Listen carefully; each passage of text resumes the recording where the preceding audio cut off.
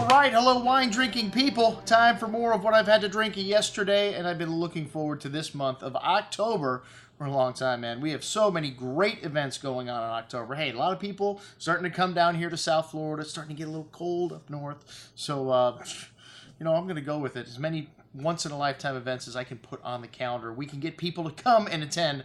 I am going to conduct. And this Pride tasting, we just threw on the calendar a few weeks ago, and let me tell you, we sold out in the course of one day. It was oversold, even though this is one of the highest of holy Jewish holidays. Sorry to our Jewish clients who couldn't make it this evening, but we've got a lot of other great events. October, November. Hey, we slow things down in December because we're just way too busy in the store. But Pride Vineyards, you know, if you had to pick some first gross in Napa Valley, I think Pride would definitely have to be one of those first gross because the Reserve Cabernet and Claret consistently rates in the 95-point range and up from most of the major critics. And this is a property that is one of the most incredibly beautiful properties. You're up there, you can see Sonoma Valley, Napa Valley, Alexander Valley, and it's about 235 acres. And it was Summit Ranch over 150 years ago, and I think 1856, there was grapevines, record of grapevines growing up there. They don't know what kind of grapes. But Jim and Caroline Pride fell in love with this area and bought the ranch in the late 80s. I think their first vintage was 1991.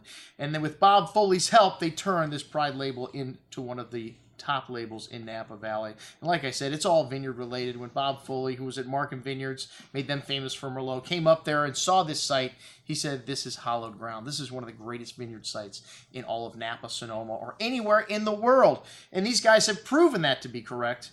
They make about, well, the winery that's there now can make about 25,000 cases of wine. I think they have like 80 hectares, 80 acres under vine.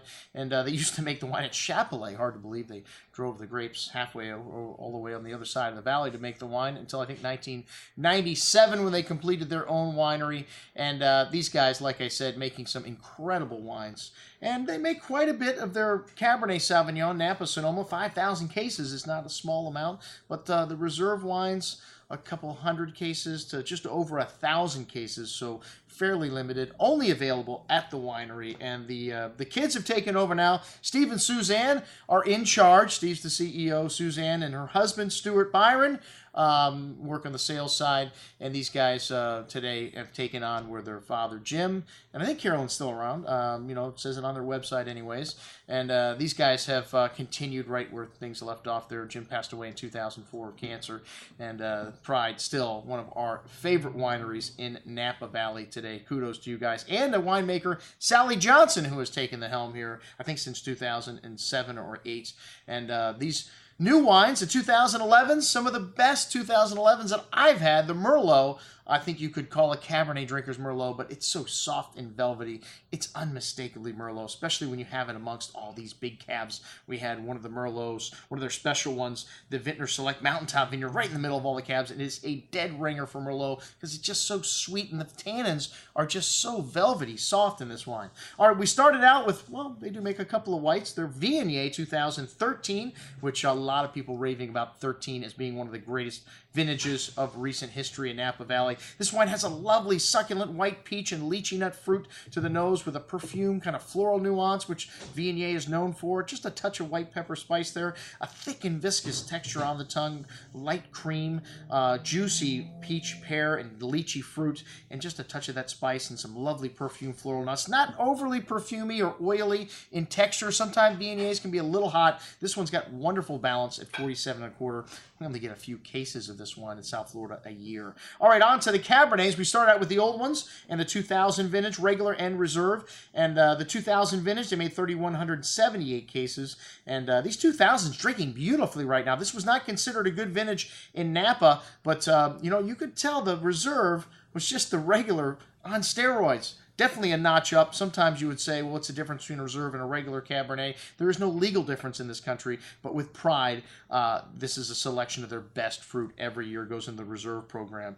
So this wine's got a lovely peppery note to the nose still, some tobacco, some fresh earth, some cassis, dark currants, a little minty note. Still a good amount of berry fruit in the regular Napa Sonoma with a silky smooth tannins, though. These 2000s, the tannins really mellow. Like I said, drinking at their peak. Still nice freshness in this wine. Excellent juice. The reserve's got a little little bit of Petit Verdot in it. This wine's very well endowed here. Some cedar, sweet herbs, dark currant, cassis berry fruit, eucalyptus, bittersweet cocoa. Lovely complexity. Just a bigger version of the Napa Sonoma, and a lovely amount of juicy fruit still left in this wine. Silky smooth tannins and minty dark chocolate note, eucalyptus, and still's a little bit of tannins here. You could probably keep this wine a little longer, but most excellent juice. I don't know why you'd want to. It is drinking beautifully right now. Hey, I gave this my pick for the second best wine of the night just because of how good it was drinking. The 01 vintage still has a lot of tannins. This wine's still very big. The regular wine, 3,304 cases produced. Deep, intense black cherry, dark currant fruit,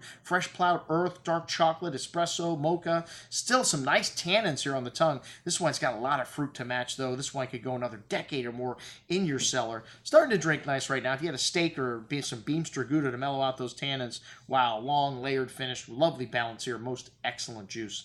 The wine of the night, the 2001.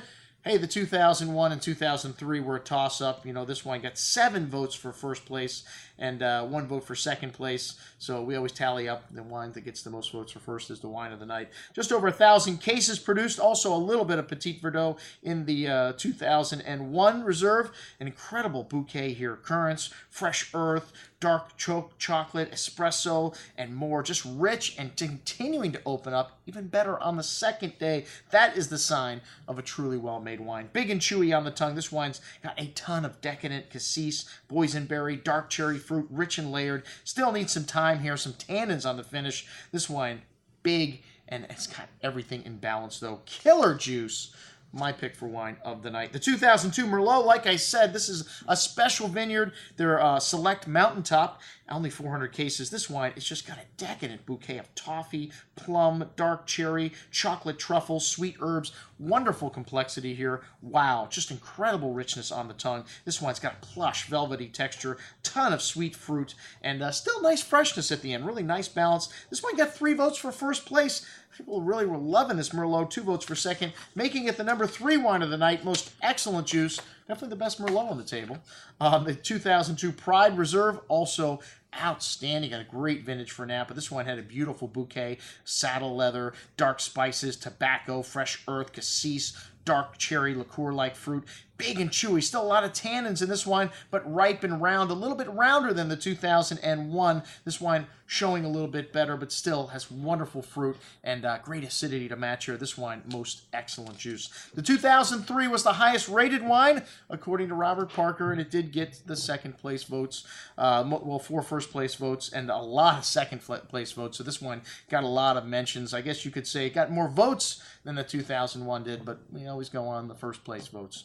So about 1,200 cases of this wine produced, and really ripe and opulent. This wine had a ton of fruit here. Cassis, currants, cherries, and a supporting cast of fresh plowed earth, dark spices, mocha, espresso, and just continued to open up all night long. Even better on the second day as well. Lots of liqueur-like fruit on the tongue. Ripe, round tannins, but a firm hand of acidity. These reserves just at another level, man. This wine should go another 10 years in the bottle at least. Just has tremendous depth and breadth, and man, killer juice. I would say the 1 and the 3, definitely by far the best wines on the table. But the 9, outstanding also, man. This wine still very young. 1,200 cases also. This wine produced 100% varietal, as most of these reserve wines are. A creme de cassis and dark currant fruit, dark chocolate, fresh plowed earth, fine herbs, really complex bouquet here. This wine very rich and well endowed on the tongue, succulent ripe currant and cassis berry fruit, and a ton of tannins here. This wine very young, needs some time, but all that and a box of chocolates, got everything there in the right proportion. Hard to leave this one without a vote for first, but it did get a vote for second. Just a little bit young, needs a little bit of time, but most excellent juice, a lot of potential for the future. The 2011s, hey, this was supposed to be a bad vintage, but let me tell you, the 2011 Cabernet got a vote for first or second place here, and maybe one of the better 2011s that I've had. But the Merlot, always decadent, lovely, ripe, chewy plum and cherry fruit, notes of sweet herbs, milk chocolate, and loamy earthy notes, smooth and velvety on the tongue. This wine's got a solid core of fruit here, and wonderful freshness. One of the things we love about Merlot, that acidity, is what helps it age so long. Chocolate notes on the finish, really nice Merlot here. And then the Cabernet, Like I said, they make quite a bit of this, 5,193 cases to be exact. It's a little bit of Merlot and Petit Verdot in this 2011, but what a beautiful bouquet here. Boysenberry, dark cherries, currants, and cassis. It's got some menthol and espresso and bitter chocolate. Lovely complexity here. This wine's got rich, concentrated fruit on the tongue and wonderful acidity, but big tannins here. This wine needs a little bit of time, a little bit dry on the finish. Like I said, it did get 1 vote for second, leaving only 1 wine on the table without any votes. Hey, man, that is the sign of a really good tasting. Almost every single wine on the table got a vote for first or second. And that is what we had to drink at our Pride tasting. I'm your host, Andrew Lampasoni, signing off for Wine Watch, saying, remember, always drink the good stuff first.